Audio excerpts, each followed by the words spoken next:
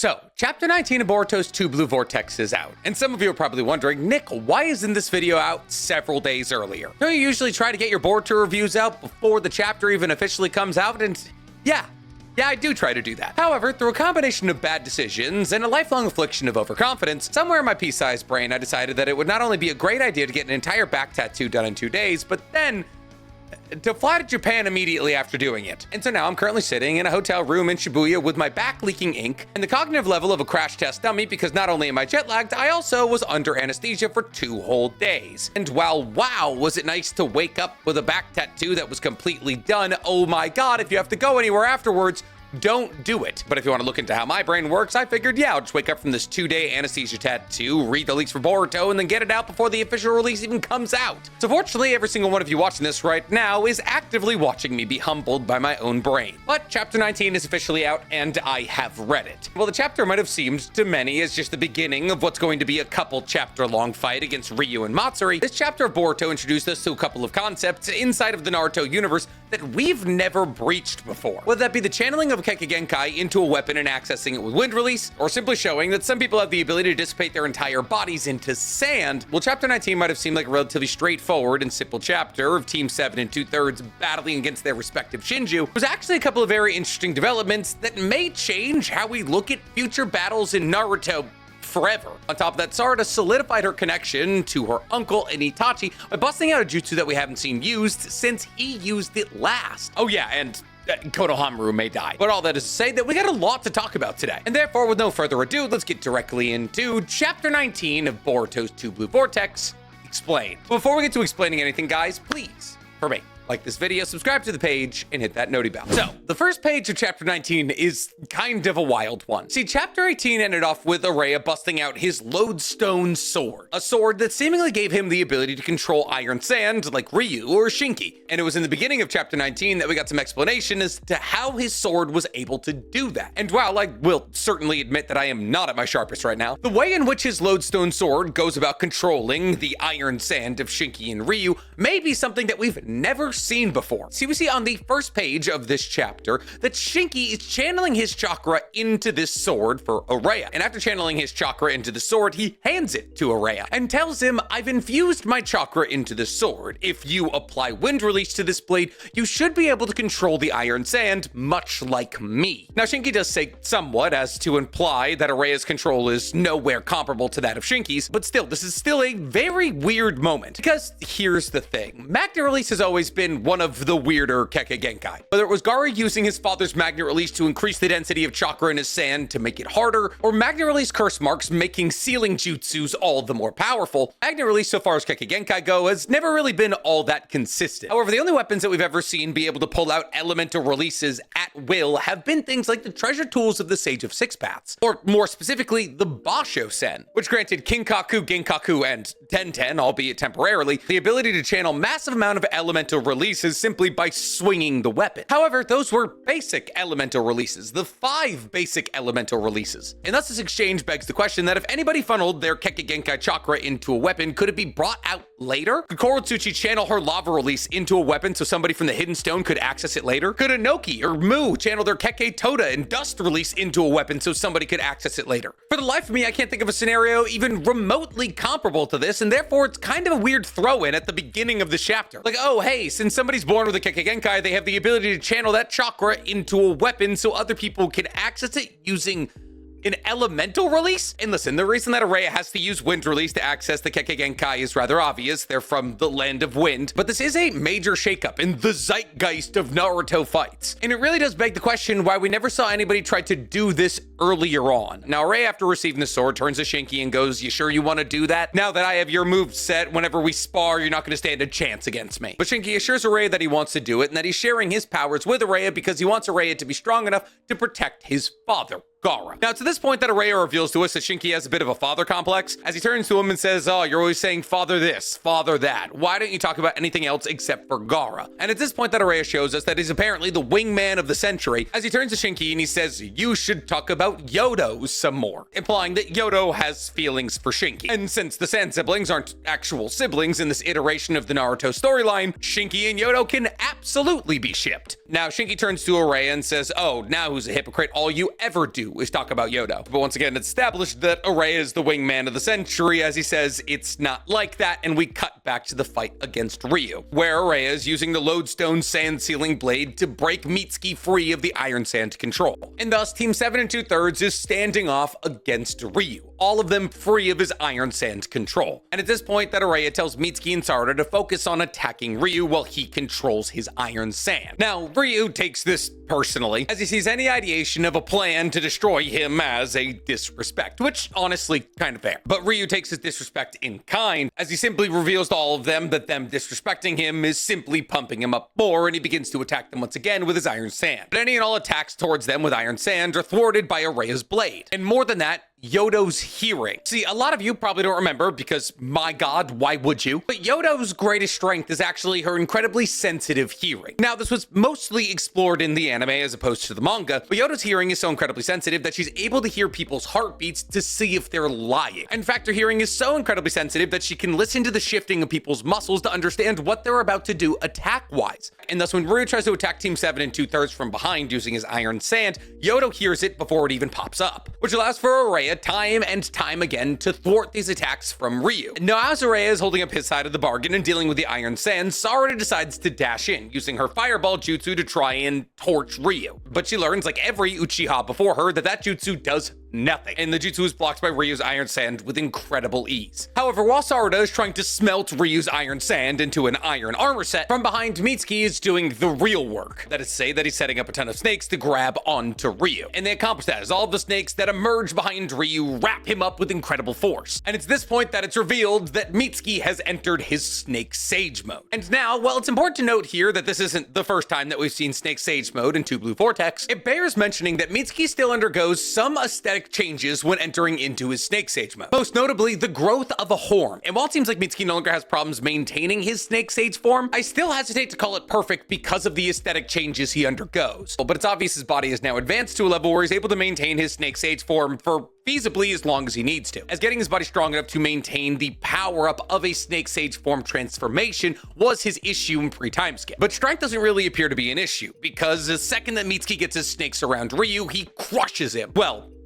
kind of. Because even though Ryu explodes as Mitsuki's snakes constrict his body, the explosion was seemingly voluntary. And therefore, when Yodo asks, "Did you get him?" Mitsuki simply says, "No, not at all, actually." It appears as though he has the ability to make his own body into iron sand as well. And it's this point that everybody gets on guard because Araya identifies at this point that they are all at threat once again of being controlled by Ryu's iron sand. Now, I find this moment kind of interesting because while the ability to turn your body into the substance that you control is not new to the Naruto universe at all, with the Hozuki's hydrification technique being the best example of it, the existence of this technique seems to imply that Ryu has the ability to break up his soul thorn as well, as he has the ability to turn his entire body into iron sand. And therefore, the idea that anybody's ever going to be able to get their grubby little mitts on his soul thorn doesn't seem entirely too likely. However, before Ryu is able to capitalize on this explosion of his body into iron sand, Yodo once again uses her incredible hearing and says, "Hey everyone, it's faint, but at 2 o'clock, I can hear some sand rubbing together." And thus Araya aims his new little fancy Kekkei Genkai sword in that direction and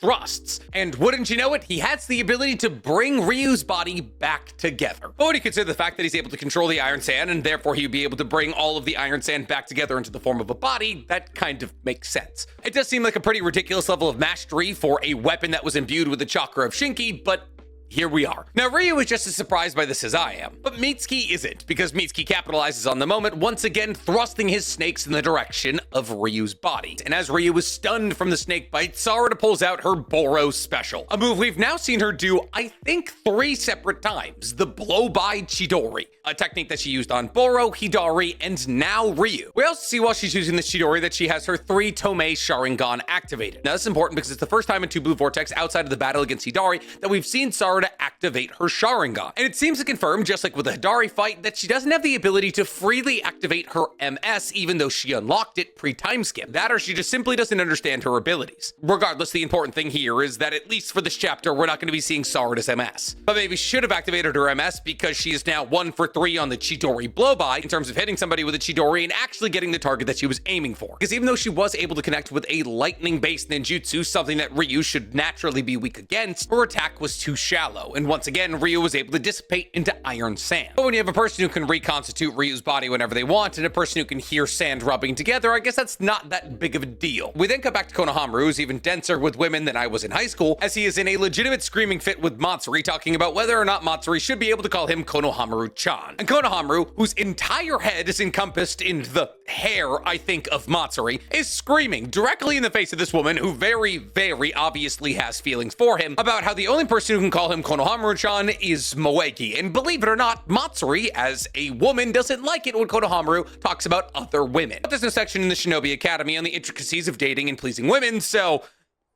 who can blame him, I guess? Now, Matsuri is screaming at Konohamaru about how he can be so selfish and that he should simply just let her call him whatever she wants. But he says that she's being a hypocrite because she's being fussy about the fact that he's saying that she can't call him Konohamaru-chan. We then cut to Ada, who's using her Senrigan to apparently watch the ending moments of Konohamaru's life. As she says out loud to herself, it's not a matter of what she wants to call you, it's the fact that you share the connection in order to make her calling you Konohamaru-chan appropriate in the first place. But that would be lost on you, wouldn't it, Konohamaru-chan? Because Ada also calls Konohamaru Konohamaru-chan because everyone's in love with her. Now, it's at this point that it's revealed that Ada and Kashin Koji are in constant communication about what's going on with Team 7 and 2/3. And Ada relays to Kashin Koji, and therefore Boruto, that Konohamaru was in a real pinch, and while Rei, Yodo, Mitsuki, and Sarada are doing okay in their battle against Ryu, they're in absolutely no position to help Konohamaru from being decapitated by the first women that he ever pissed off. And thus Boruto gets up to fly off to battle, but is immediately stopped by Kashin Koji. Because if you remember from last chapter, if Boruto gets involved in this fight, so does Jura, and that's ugly for everyone. But speaking of Jura, we cut to him immediately, as he's hanging out in the Shinju hideout with Hidari and the bug Shinju, whose name I refuse to learn. And like with all Naruto villains who seem slightly non-antagonistic in the beginning of their story,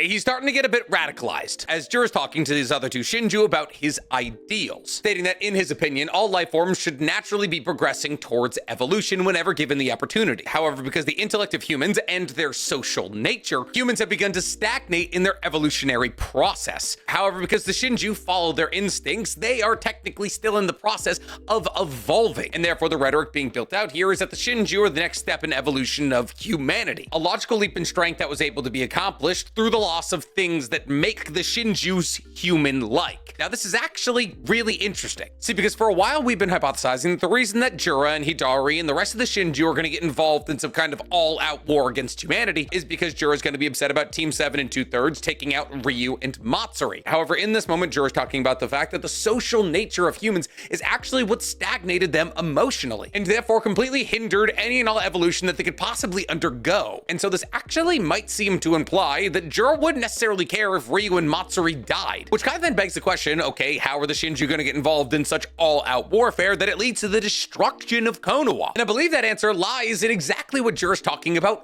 right now. Jura's setting himself and the rest of the Shinju up right now as the next logical step in evolution for the human race, implying that things like his mental state surrounding Konoha and Konoha Shinobi has changed from curiosity to scientific curiosity. That is to say that there's a solid possibility that Jura now feels as though that the only way to allow humanity to move forward is to turn all humans into Shinju, which means that the bubble around Konoha right now that stops it from being attacked because of Jura's curiosity might be popping real soon. And that's what we're going to be talking about in the next video on this channel, so go ahead and hit that noti bell. God, my brain feels like it's filled with liquid. Nick, your word is filled with liquid. I'm aware, man. I just got brain fog. For real, though, if you're ever going to do anesthesia for a tattoo, keep it to 1 day. 2 days, way too much. Anyways, the conversation revolving around human intelligence slowly but surely evolves into a conversation that talks about other aspects of intelligence that make humans unique. As Jura reveals that the halting of the evolutionary human process isn't the only thing that's tied to human intelligence. As humans, and therefore kind of by extension, Shinju also have to deal with another different harmful part of human intelligence,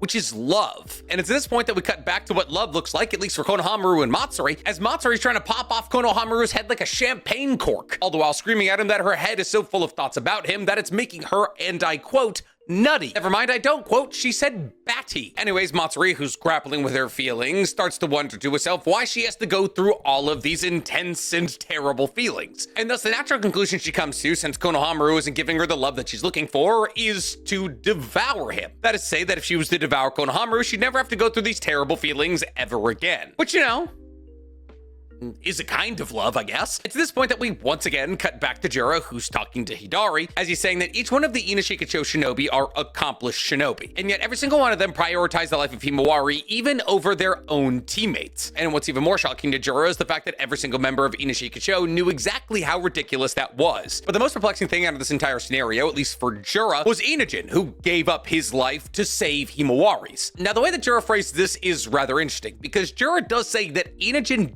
died in that moment. The exact quote is, "In particular, Yamanaka Inajin lost his composure and ended up needlessly losing his life." Now, as we all know, even though Inajin is currently in a coma and recovering from the healing that Himawari did for him, that seems to imply that Himawari was not only to heal Inajin, but also bring him back from death, which is an entirely new and crazy level to her healing factor that we already thought was ludicrous to begin with. Now, Jura goes on to say that this act of Inajin giving up his life for Himawari was caused by love that derailed their thinking. And while I don't necessarily make it a habit of shipping a 12-year-old with a 15-year-old, this seems to imply to me that somewhere down the line, Inajin and Himawari are going to end up together, which isn't necessarily the least obvious thing that's ever happened. Inajin and Himawari have been being set up as being very similar, at least in their interests, for a long time now. And this is actually kind of why watching the anime is somewhat important sometimes, because really the first indicator that a relationship like this was going to be occurring sometime down the line is in the anime-only episode when Inajin loses the ability to use his Super Beast imitation art scroll, and he has to relearn his love of painting from Himawari. Anyways, this whole conversation prompts Hidari to ask Jura what this whole love thing is, to which Jura answers with pretty much the most predictable answer of all time, which is something along the lines of, well, it's mentioned in a bunch of books, it's apparently impossible to explain or pin down. But even though it goes beyond being able to be explained, it's not something that should ever be overlooked. And as he's explaining all of this, he's warning both Hidari and the bug Shinju, "I'm sure you hear it too. Our instincts screaming and warning that we must understand this dangerous concept of love and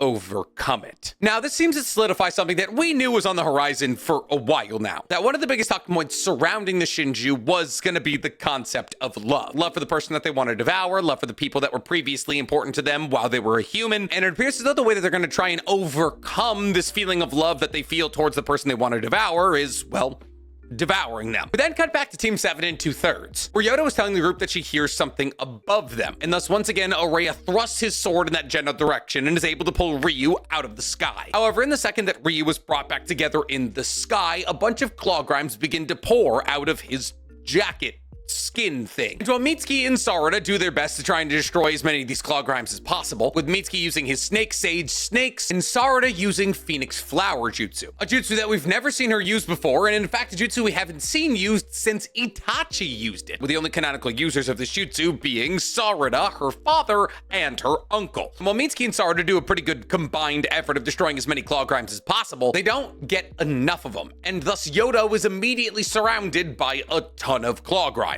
And it looked like for a minute there that we were getting another Shinju. And it still shouldn't entirely be ruled out, because while all the hearing in the world is great, Yoda's only able to cut down one of the claw grimes that starts closing in on her, while another bites her in the back of the neck. But as his claw grime digs its teeth into Yoda's shoulder and neck area, Oreya swings his lodestone sword into the claw grime's neck, possibly stopping and killing it. However, in this moment, Oreya's lodestone sword gets stuck. And thus when Ryu takes the claw grime that has the sword stuck in it and throws it into the claw marks on another claw grime, not only does the claw grime that was possibly going to turn Yodo into a Shinju disappear, but also Oreya's ability to control iron sand disappears with it. Now, this is interesting, because on one hand, I absolutely understand the tactical move to get rid of the iron sand controlling sword, but on the other hand here, Ryu had to save Yodo's life in order to do this, because in the fact that this chapter opens with Oreya telling Shinki that he needs to be more concerned with Yodo, and love was such a pervasive topic throughout this chapter, I think there might be some alternative motivations here. Alternative motivations that even Ryu may not understand, and that may be the true weakness that the Shinju do have to try and get over once and for all. But fortunately, at least in the case of Matsuri, that's not going to be a problem she's going to have for much longer, as the final page of chapter 19 of Two Blue Vortex is Matsuri wrapping her hair around Konohamaru's head